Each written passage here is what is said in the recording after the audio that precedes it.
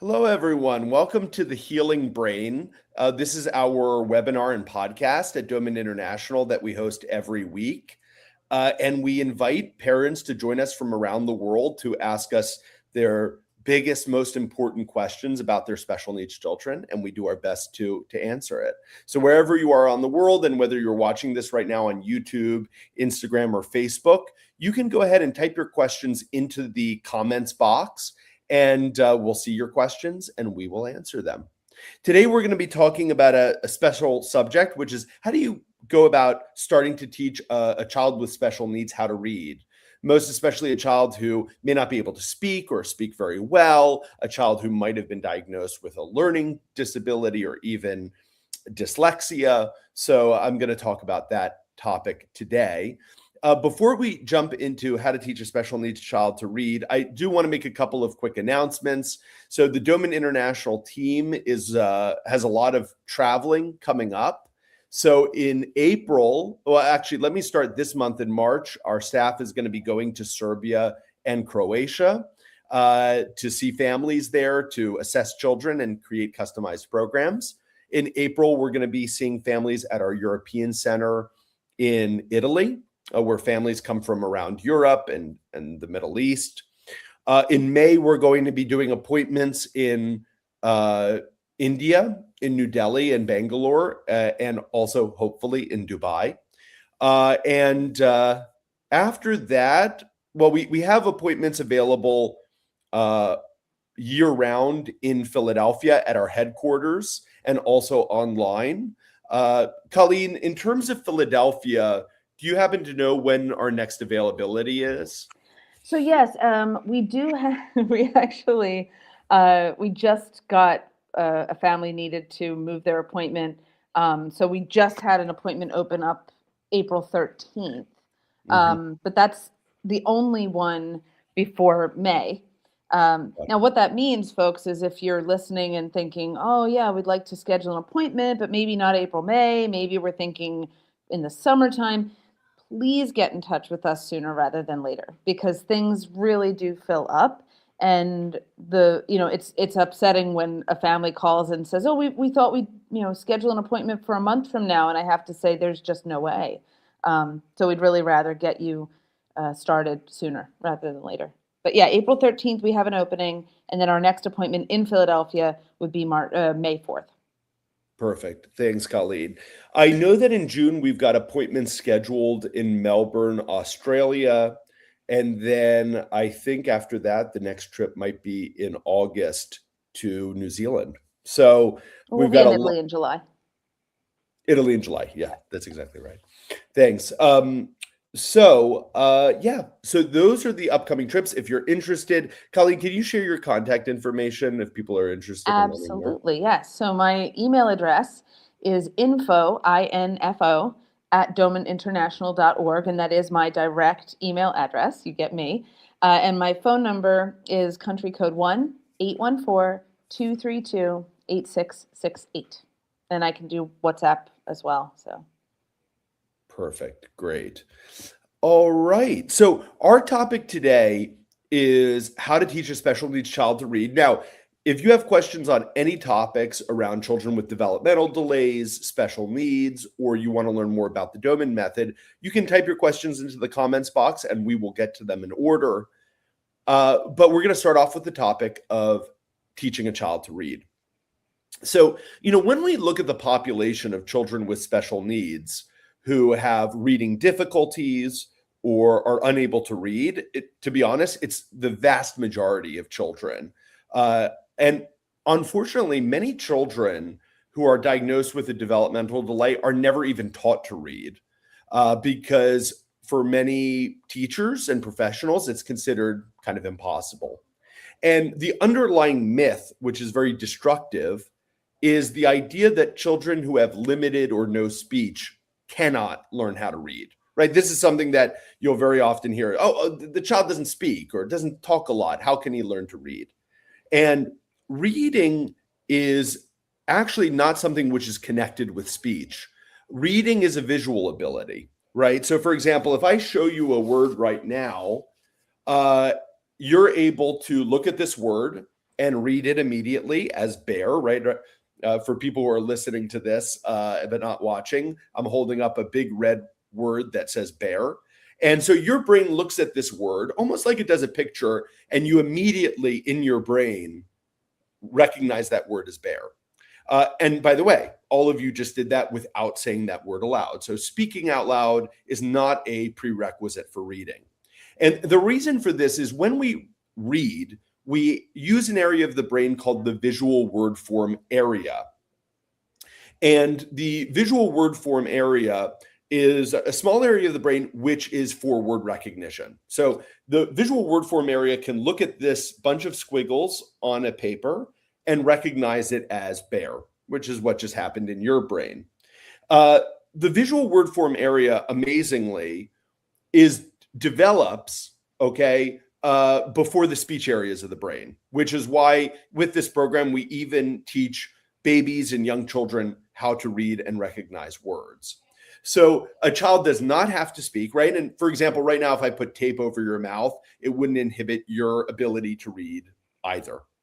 So when we teach a child to read, for those of you who are watching right now, you can see that we have large red words. Why do we use large print? It's because it's easy for children with visual challenges to see clearly, right? Many children with special needs have something which is called a strabismus, right? Where one of their eyes might drift inward or outward. And that makes it very difficult for them to converge their vision. And that often creates blurry vision or even double vision, right? So that makes it very difficult to read, because if a child is trying to read something, imagine looking at a word and that word is moving, or the child sees two words instead of one. Good luck trying to teach that child how to read. So when we make the print large, it makes it easy for the child to see. So even children with visual challenges can overcome those challenges by learning how to read large print. So that's why with the Doman reading program, we always use large print. And we happen to use red just because red is the easiest color for the human eye to see. Now, the way we begin this process is we begin by teaching words in categories, okay? So you can see from the words I'm showing you right now, these are animals, right? So I'm showing you cheetah, right? Here we've got puma, right? This is the beaver, right? So these are all animals. We teach words to children in categories. Now, interestingly, when my grandfather, Glenn Doman, came up with this concept in the 1960s, he just thought it made sense. He just said, it makes sense. Categorize information. It makes it more interesting for children, right? If they're seeing all animals or all toys or all things they see at the playground, right? That makes complete sense. It's more interesting for the children, and also it's information they can relate to one another. Now, something he didn't know at that time, because the neuroscience wasn't available, is that actually the way the brain saves information is by categorizing it, right? So the brain will actually store words in categories in specific areas of the brain. So for example, in the area of your brain where the word fork is retained, right, is probably very close to the same area of the brain where the word spoon or knife is retained, right? The brain says, okay, these are all utensils. Let me save all this information in a close place, in a place which is, easy for me to recall it when I need it. It makes sense when you think about it, right? It's about the brain using space efficiently.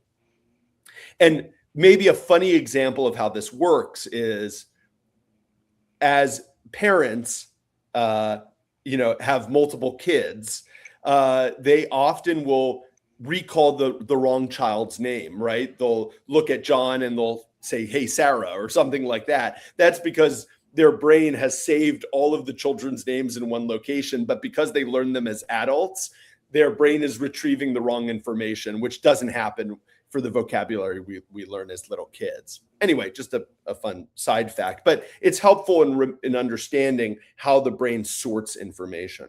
So my grandfather wasn't aware when he was teaching reading in categories that the brain structured the information to be close in space in the brain. But it turns out the way he chose to do it was the most practical. So let me now show you how we would go about teaching a category of words with the reading program. So the first thing that we're going to do is we'd tell the child what the category is. So we'd say, all right, we're going to learn names of animals. Are you ready? Okay.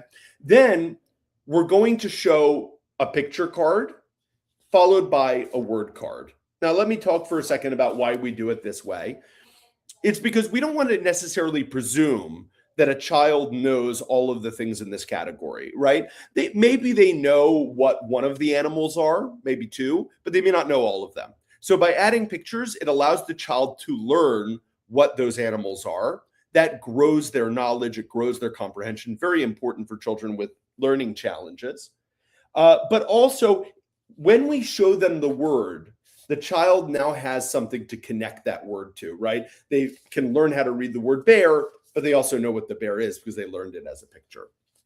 Okay, so we always show the picture first and then the word so the child can see the picture, know what it is, and then we begin with the word.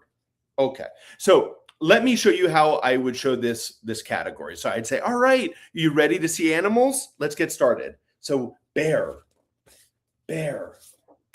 raccoon,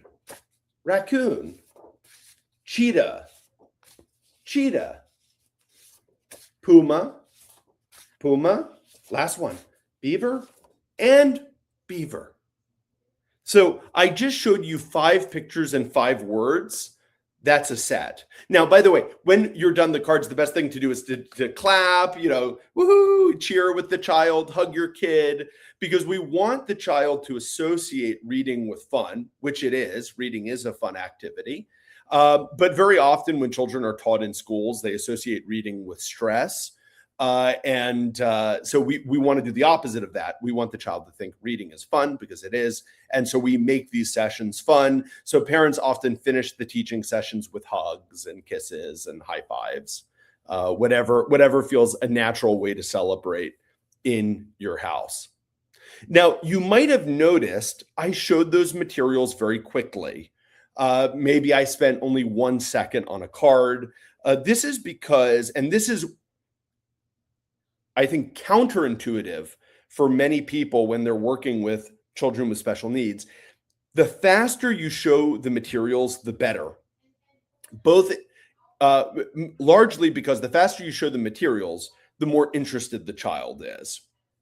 And when you get interest, that's when you get retention with a child remembering things, right? Your ability to recall. Imagine for a second if you attended 2 lectures and one was a lecture in something you're very interested in, maybe one of your favorite topics. The other lecture is a topic you find very, very boring.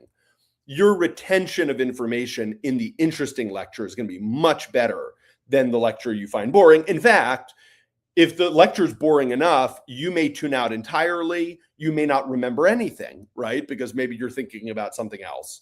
So when a child's interest is high, their retention becomes high. And the best way to keep a child's interest high is by going quickly.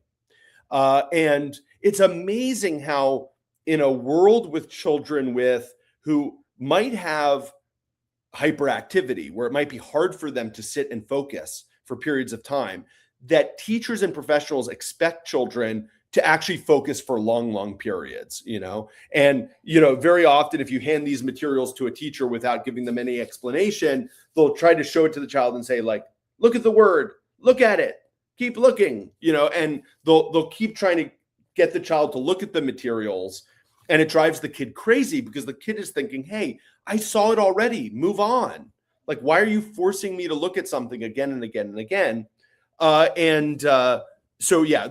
the very heart of the Doman method is fast presentation. That's how we're able to succeed with this program, because when we show the materials quickly, the child enjoys it. When the child enjoys it, they learn and their retention becomes good.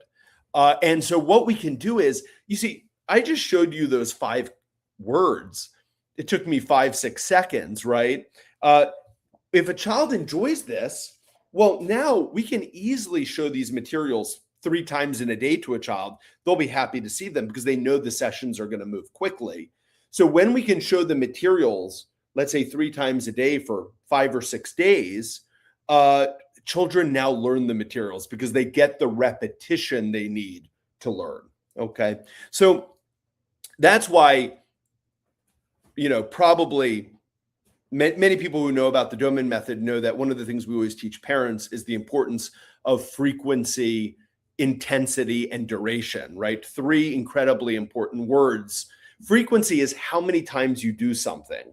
So with teaching these words, we need a high frequency, right? We need to teach a child this word, maybe 3 times a day for 5 days for them to learn it. We can't show this word once and expect a child to learn to read it. So we need to do this with frequency, meaning a lot of repetition. Intensity is the strength or the size, right? So in this case, it's big print. And then duration is actually short teaching sessions. Keeping them short is what keeps the child happy. So yes, that's the start to the reading program. Now, if you're interested in learning more about the reading program, we have a lot of resources for you. So let me just start with a couple. So the first resource you can learn more is with the Doman Method books. So both our book, the Doman Method from Special Needs to Wellness, has a whole chapter on reading that I highly recommend. The Doman Method book is usually the first book that parents read when they start the Doman Method, but other parents read the book Answering Autism, the Doman Method Plan for Autism, ADD, and Neurodevelopmental Delays. Both of these books have a whole chapter on reading and how to get started at home. They're practical chapters. They're not just, what I talked about today was mostly informative. But these books actually tell you how do you structure the program, where can you get the cards, how do you get started. So that's all really, really good information to have. There's also, for families who are planning to come to Doman International for an appointment in the future, we also have online video resources that Colleen can share with you to help prepare you for coming for the appointment, especially if you wanted to start a reading program now, or if you wanted to learn about the reading program before coming for the appointment. So Colleen can also share with you some video lectures where we teach more about reading, where I teach in those lectures, exactly how to get started with the program, how to structure it, and so on.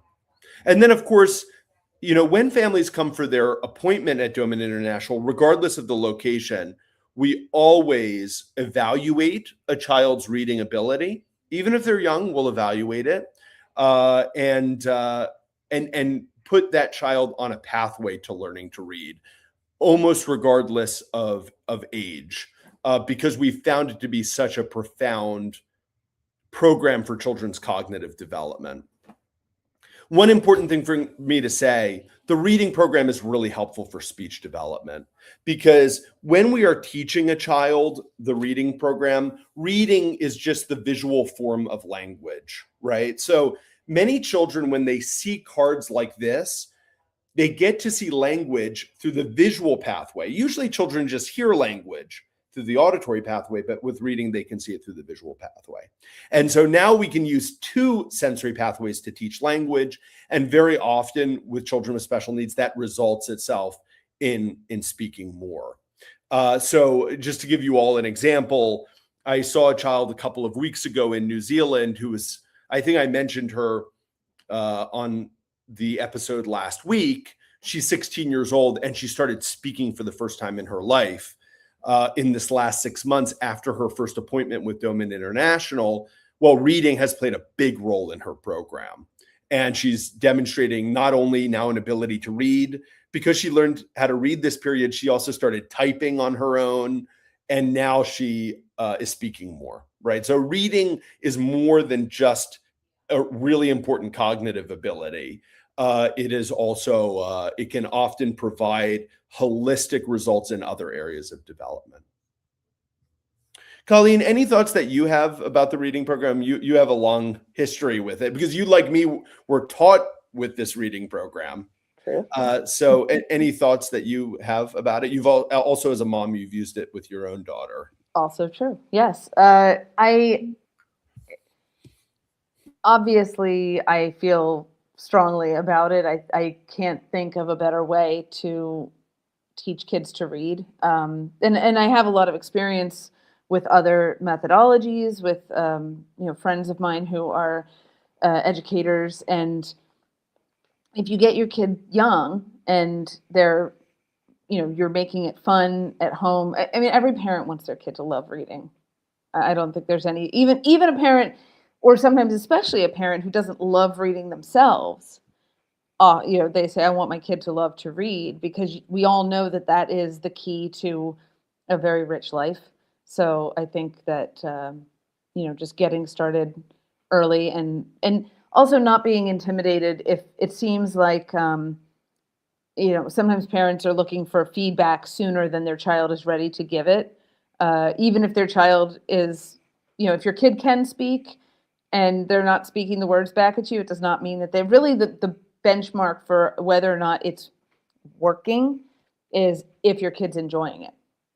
And that's all it is. If your kid enjoys it, you can just accept that they're getting something from it, because a kid isn't going to sit there and just try to placate you. Or, if your kid isn't mobile, but they look when you bring the words up, as opposed to just kind of like looking away, or doing whatever they can to escape within their capability, then you can really rest assured that it's going in.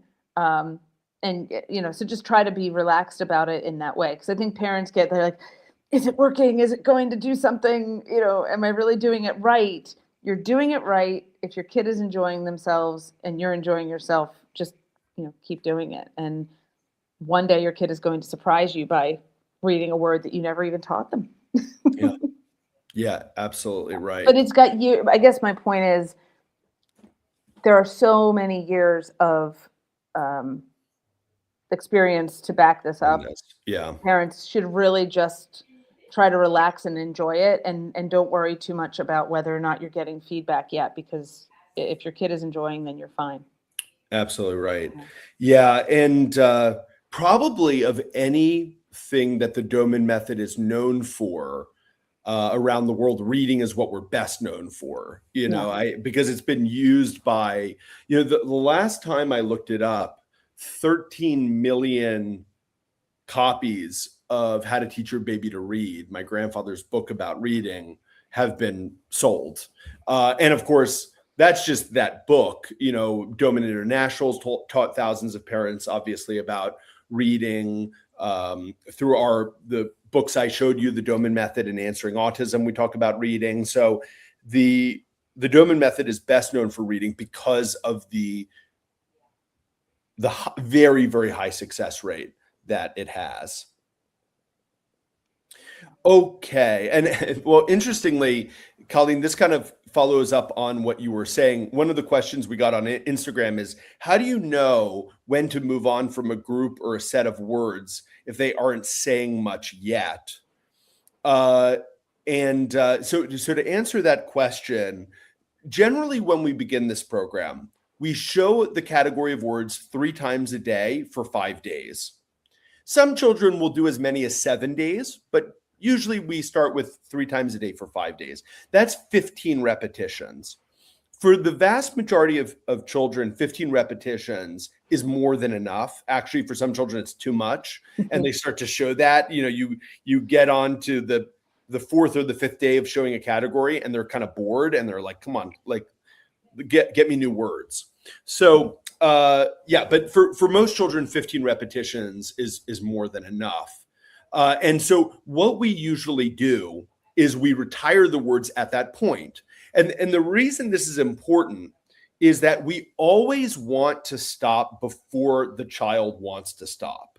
This is a very important teaching philosophy, because if you keep showing these words, right? So let's just say for a second, imagine two moms, and they're teaching their children this set of 5 words. Okay. And let's say one mom does what we recommend, which is to show it 3 times a day for 5 days. And let's say hypothetically, that child learns 3 of the 5 words, but not all 5. Okay. So the child has learned, 60% of the words. And that, let's say that parent goes and starts a new category and does the same thing with the new category. Now let's imagine there's a second family, and that mom shows the category for 5 days, but she's not certain that the child knows it. And so she says, you know what, I'm going to show it for another 5 days. So now she's shown it for 10 days. She's still not sure. Okay, let me do another 5 days to be sure. Okay. Now, if you come back to those 2 moms, let's say a couple months from now, this first mom has shown, dozens and dozens of words at that point. And even if the child only learns 60% of them, the child's learning a lot of words, and they really enjoy reading, right? They really enjoy it. When mom comes out with a new category, they're excited. Mom number 2, who's been showing the same 5 words again and again, okay, maybe the child reads all 5 of those words, but now the child hates reading because that child has been forced to look at the same cards for a month, 2 months. And now when mom tries to get that child's interest, they don't have it, right? So in other words, it's better to learn 50% of the words and learn a very large volume rather than to learn 100% of the words, but you're only learning a couple words, right? And so that's why it's important to stop before your child wants to stop, to put that category away and say, nope, 5 days, that's the maximum. We're showing a category, and keep your child's interest. And that's why this program has been so successful. I think it's also important to note that we're not teaching our kids to memorize every single word that we're showing them. It wouldn't be practical to say, okay, it's my job to have you memorize all the words in our language. Nobody would ever learn to read that way. So if you're giving them more information, they start to form the connections so that they can decode other words that they've never read before. And maybe they'll mispronounce them when they first read them, especially in English. It's not a phonetic language. We have all kinds of rule breaking going on. And you have kids frequently who are sounding out a word for the first time. They're looking at it saying, I think that says, and you say, oh, it's actually pronounced this way. And oh, okay. They get it. But yeah, so if you're moving on, they're making those connections, but like the brain is doing all of that work. So for parents not to feel like, how long can we really ponder the word bear? Right. Bear. It's like, right. Yeah. Yeah. And as I said, our brain reads that word as an image anyway. So in terms of having a person look at it longer, I don't think it increases the benefit at all. And in fact, it becomes a real hindrance because it drives kids crazy. Colleen, so I think we can now go to some of the pre-submitted questions. Okay. And I'll also, whether you're watching right now on YouTube, Facebook, or Instagram, go ahead and start typing your questions into the comments box, and we will get to them in order. All right, fabulous. So our first question comes from Miriam. Miriam took the online course in 2021. Her son has Down syndrome and is now 5 years old. She said she's seen significant progress and changes in him, which she's excited about. She said that her son has a speech delay. He's taking some therapies for this. They live in Turkey, I think. But she said that he's attending preschool and he is hitting his classmates. What would we recommend to help him stop this? Got it. Well, there are 2 things that come to mind immediately, right? The first thing is a place that I think we need to support his development, and another place where we need to teach him social rules. So let me start with the kind of more positive thing first, which is one common reason that children hit is frustration from problems with communication. And so if your son is being aggressive because he wants to communicate something or he wants to get attention, but he cannot do that through speaking, some children resort to aggression. And so I would definitely recommend for Miriam to look a bit more into some of the Doman method speech activities. So we outline these in the book, the Doman Method book, and also in Answering Autism. There are activities outlined in the book, like how to use rhymes, for example, to encourage speech development, how to use songs for speech development. There's a communication program called the Choice Board that can be used. So I highly recommend those chapters in the book. Also, I'd recommend, Colleen, if this mom and you can connect. Mm-hmm. We also do have we have a advanced course online on speech development too that might be helpful for her that she could get from you. But yeah, also in the Doman Method book, I recommend chapter. Sorry, give me 1 second. Chapter 10 is on enhancing communication and speech development. So the songs, the rhymes would be really, really good for him. And then getting another online resource from Colleen for speech development, which is me teaching different speech activities for about 45 minutes or so, I think would be very helpful.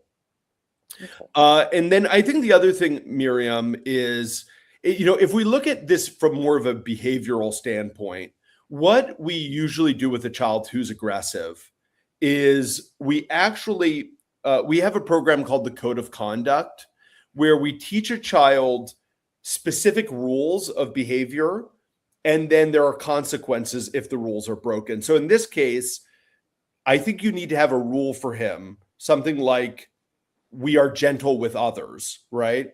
Or sometimes you can write a rule positively, like we are gentle, or you could also write it in a kind of very straightforward way, like we don't hurt. That's up to you, but you should write up the rule, and it's very important to write it up and post it in your house so you can point to it with your child and say, remember, we've got this rule, we are gentle with others.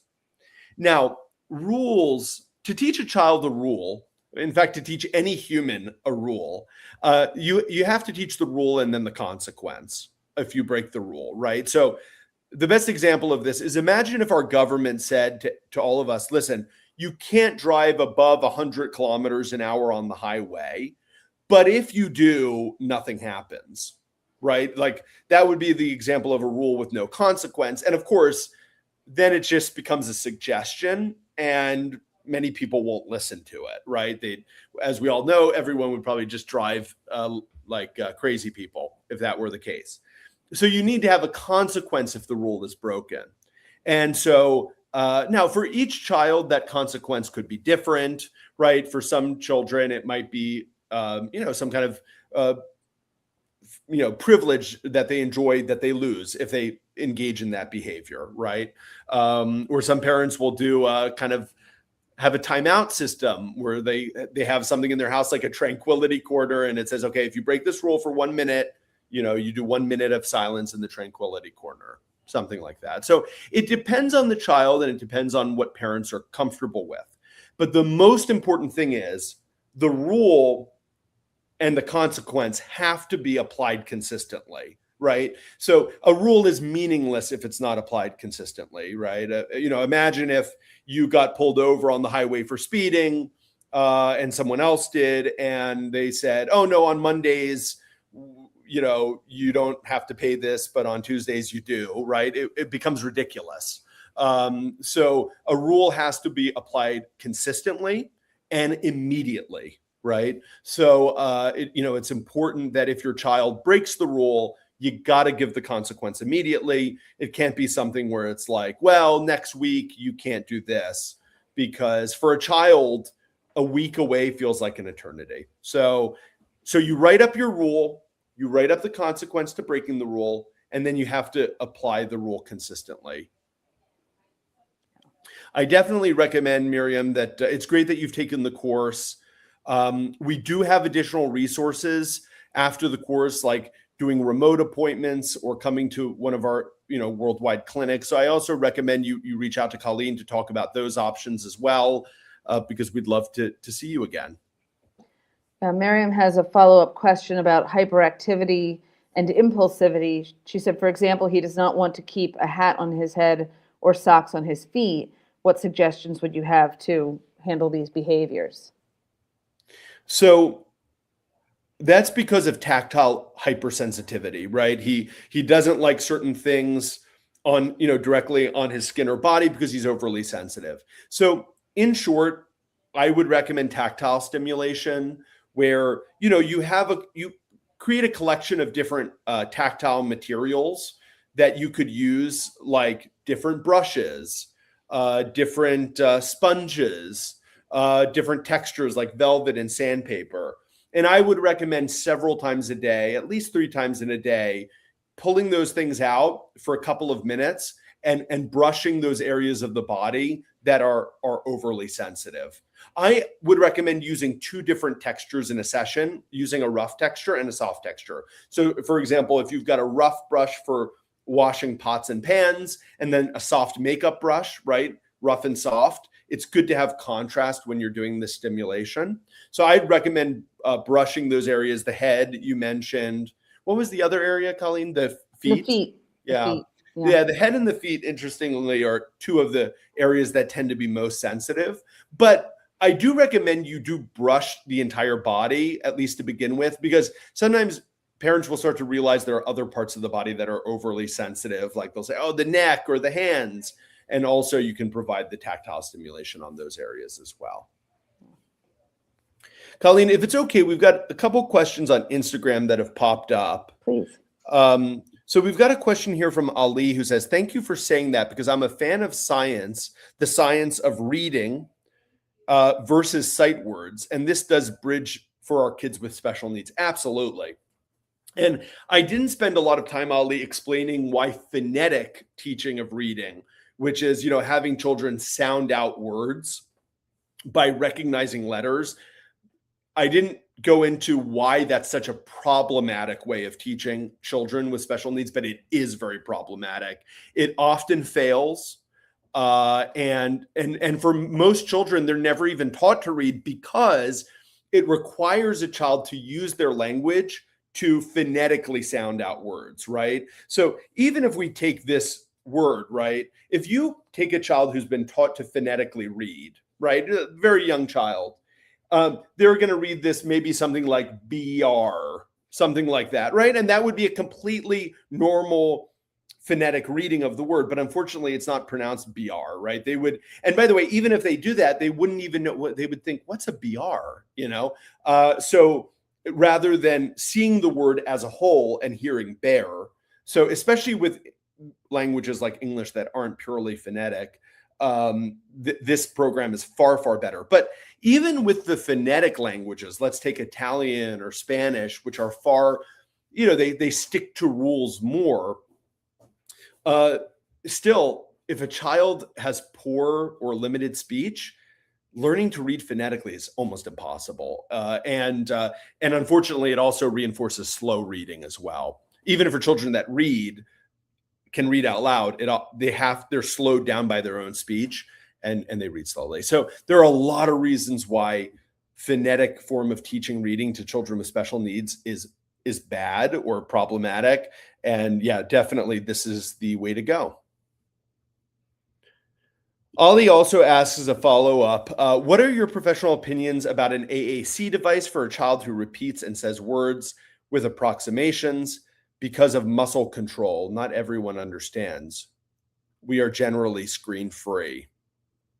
So in the book, Ali, which I highly recommend because it sounds to me like you're kind of coming to the Doman method for the first time, I would highly recommend you get the book, The Doman Method from Special Needs to Wellness, and read specifically for you that the chapter 8 that I mentioned that's about communication and speech development It does give speech development activities that you could start right away, but it also gives communication programs, something called the choice board, which allows a child to point, doesn't require a screen. And I really admire you for trying to go screen free. Doesn't require a screen, something you can do with paper, where a child can indicate choices on paper. So I highly recommend you read the book and and read that chapter 8. And then also, Colleen, have you ever spoken to Ali before? Do you have any idea? I'm not sure from Not the sure. name. Yeah. Yeah, So I'll just throw up Colleen's contact information as well, because even if you get the book, Colleen can jump on a call with you, point you to other resources, and just tell you about Doman International's work a bit more and about the real holistic nature. Today, we're just focusing more on reading and the cognitive development side of things, but it is an entire holistic program that focuses on other areas of development as well. I tell parents also that sometimes you don't realize which things are connected to other things until you get a whole picture. And then, Right. yeah, and then you see, oh, this is why this very focused therapy we've been doing hasn't been getting us anywhere, because we're missing other things that need to be supported at the same time. Exactly right. Did we have any other pre-submitted questions, Colleen? We did. We have two that Noah had sent me. One is quite involved. Okay. With videos. So I feel like maybe I should send that to you. Okay. Yes. Although both of these mothers have thanked you for these sessions. They're grateful. So this is from Megan. Megan, I know, is in South Africa. We are in touch. I know she's watching the lectures. She said her 8-year-old son stims regularly, especially when he is tired, insecure, bored, or just wants to time out. She said, from what I can see, it is auditory and tactile stimming and maybe even visual. What stimulation would you recommend I do to decrease his need to stim? I'm currently working on creeping and will be introducing brachiation soon, but I'm not sure at this point what I can add that would be most effective for this behavior. Well, it's really good that she's adding creeping, because creeping helps develop the midbrain, which is an area of the brain which is responsible for auditory and tactile processing. So for a child who's engaging in auditory and tactile stimming, creeping, and also if she could add crawling on the belly in the future would be helpful. I would also add, you want to start auditory and tactile stimulation with this child. Now I know she's watching, you mentioned Megan is watching the online lectures, Yes. In preparation for the future. There are lectures on auditory and tactile integration. So she should definitely watch those because, for example, I mentioned earlier using textures on the body and, how it's good to provide contrasting stimulations. That would be really, really good for her child. So I recommend watching those tactile lectures, the auditory lectures, having to do with playing meaningful sounds in the house, I think would be very helpful. Okay, very Yeah. good. Go ahead. Oh, sorry. I just wanted to say also, chapters 14, 15, and 16 in the Doman Method book talk about sensory stimulation. So if she's got the book, that would be helpful as well. Okay, good. Yeah, I believe that she does, or it's been on its way to her. Okay. South Africa takes a little while. She has a second question that's related. She said her son always starts humming the stimming sound that he makes whenever she starts to read him a story. But he doesn't do this if he pulls out a nonfiction book in which he's interested, but then we have to talk about what he's looking at, not read the text. She said, what is this about? Does he not want to be read to? Because the storybooks are based on his interests and even have a few pictures in them, but he seems to block me out when I read them. It's a good point. And her intuition is right. When a child is humming or constantly producing sounds, they are trying to tune out other sounds. So let me tell you what I suspect might be going on here, but then I'm going to also speak about an alternative, which is an important thing to mention. So one possibility is that for him, the reading sessions are just currently going on too long, because she mentioned that he likes it if she kind of like talks to him about the pictures in the book. But when she starts kind of reading the text, she starts to lose him and he starts humming. So my first thought is to, instead of reading the entire text of the book, give him one or two facts from a page and then move to the next page, because very often for many kids, they just want the session to move faster. We talked about the importance of that with the Doman reading program. So that would be my first piece of advice. Just move a little faster. And you know, she might be thinking, but I want him to get all the information. Of course you do. But over time, his tolerance and his ability to sit for longer periods will get better and better. And so over time, you'll be able to read more and more for him. Now, there's another possibility here. Colleen, do you know how old Megan's son is? He's 8. He's 8 years old. Okay. So this is, again, it's just a possibility, so I have to state it. There are certain children that learn how to read even without formal reading instruction, right? Parents sometimes read books to children, and over time, children learn how to read just from hearing books read to them and following along with their eyes. This happens sometimes. And so sometimes I've seen certain children that tune out parents because they want to read it on their own. And they get annoyed because they're trying to read the book and you have someone else reading over you. Like, if you could imagine if you were reading a book and then I came behind you and started reading out loud, you'd probably say, hey, like, be quiet, I'm trying to read here. So now if this was a 2-year-old, I'd say, okay, very unlikely the 2-year-old has learned to read on their own without the Doman method, right? All the 2-year-olds I know who have learned to read with our program. But for an 8-year-old, it is a possibility, and it's something just to be aware of. So yeah, especially, you know, if you've been doing a lot of reading to him in the past. Mm-hmm. She also said that since birth, he gets very upset if she sings to him or with him. She said, I'm a musician, so I know my voice is not awful. Do you know what this is about? Is it my tone or my voice not working for him?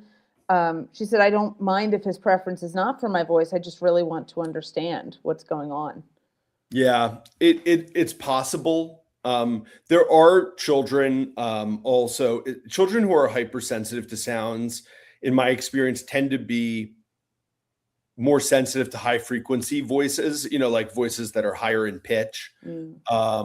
So that it's a possibility. It's a possibility. I mean, there might be something else going on there. Like, I don't know, he feels like it's a lot of attention. I'm not sure, but because kids do have personalities sometimes, and sometimes they just decide, oh, mom or dad like to do this and I don't want it, you know, and they do it because they want to assert their own personality and will. But my guess is it's an auditory hypersensitivity thing. Yeah. She also asks about the mobility program. So she said that he's creeping well, but crawling is too difficult. And she said at the same time, he walks from his pelvis. He essentially swings his legs from his pelvis instead of lifting using his quads or legs. So he struggles to run fast. She's wondering if patterning will help with that. And should she start? Yeah, in short, yes, patterning will help with that. It'll teach him how to crawl in a proper way. For everyone who's watching who isn't aware of it, patterning is a program that we use to teach children how to crawl on their bellies by making movements, synchronized movements with their arms and legs and head. And so, yes, I think especially if he finds it very difficult to do it, patterning would be a great help. Okay. Excellent. All right. And then her last question is, when doing single word card sets, would it be okay to introduce 5 new sets at the beginning of the week instead of phasing a new set in each day?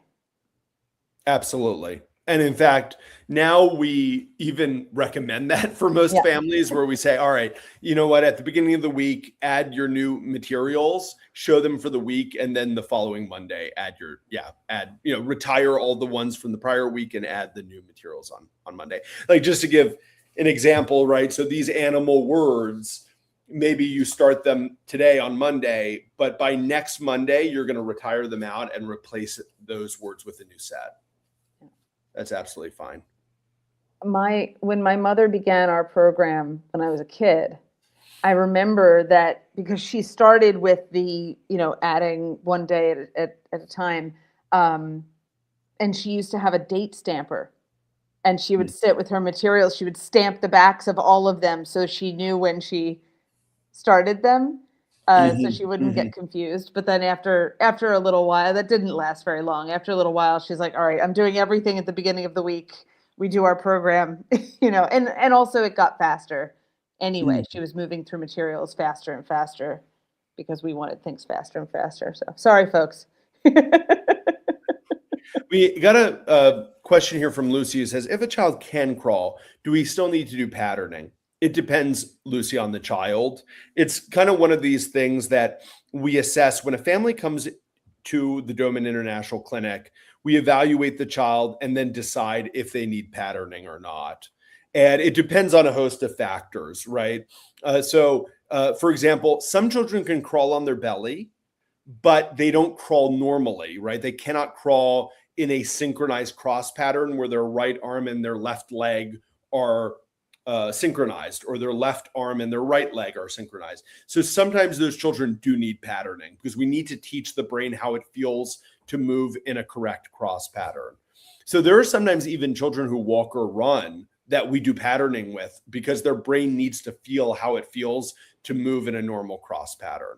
A lot of people don't know it because patterning involves moving the arms and legs. They think it's kind of a physical exercise when actually it's a tactile program, because what we're doing is we're moving the child's arms and legs in a synchronized way, and the child feels, or rather the child's brain feels, how it feels to move in that pattern. So it's a tactile experience that they are feeling. So Lucy, it depends on the child. And it's, one of the things when we evaluate a child, we determine if it's worthwhile. Patterning for virtually all children with special needs would be helpful. But for us, the bigger question is, what I always say is the Doman method has about 400 different treatments and techniques that we currently use. But we can't do 400 with a child, right? There's just not enough time in the day, and it's just not possible. So we have to choose for a child, what are the 5 to 10 things that would benefit that child the most?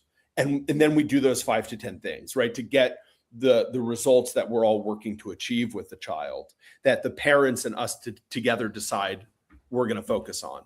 So that's what our clinical team does. We choose what are the 5 to 10 most important things for this child, and then we focus the effort toward those things. All right. Well, I think we are all out of time. I'm just going to throw up one last time Colleen's contact information. So her email address is info@domaninternational.org. If you want to shoot her a message or call her on her phone, the country code is +1, which is the US country code, 814-232-8668. Any final thoughts, Colleen? It's such a deep subject. And as you say, most people who've heard of us before have heard of Glenn Doman because of the reading program. But it's the key to everything. And if your kid is a reader, you've already given them such keys to independence and a rich inner life, which is very important. So we're here to help with that for sure, but there's a lot that goes into it. So never stop asking questions, and we're here. Yeah. I mean, reading is one of those skills that once you hand it to a person, now they can grow their own intellectual development on their own, right? Once you can read, you can take in information without the help of others. And that is a really a beautiful thing to give someone. Yeah, for sure. All right, everyone. Thanks so much for joining. Colleen, thanks for being here. Thank you. And we'll be back here next week. Yeah, see you then. Bye-bye. Bye.